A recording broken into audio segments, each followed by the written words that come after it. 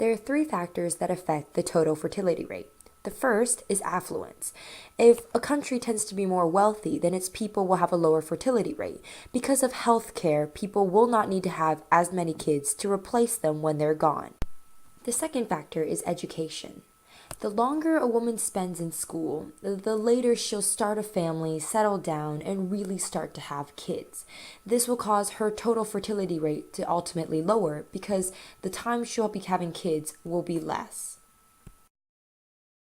The more a place becomes like a large, sprawling city, the less of a need there is to have as many kids as possible.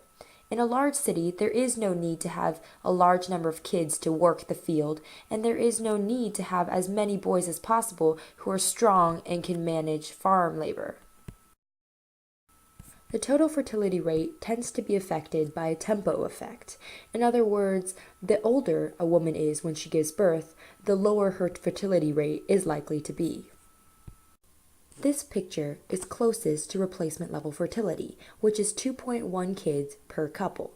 In other words, it's just enough kids to replace the number of people on the earth if not everyone has a child.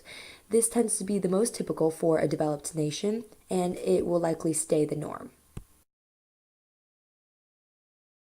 The most famous example of this picture is Japan, where there are fewer and fewer births per couple each year.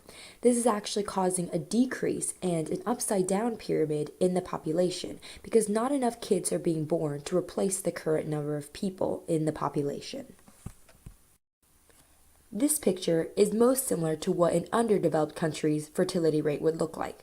With a large number of kids being born per couple, this is actually causing a regular shaped pyramid, where eventually the people being born will largely outnumber the people currently in the society today.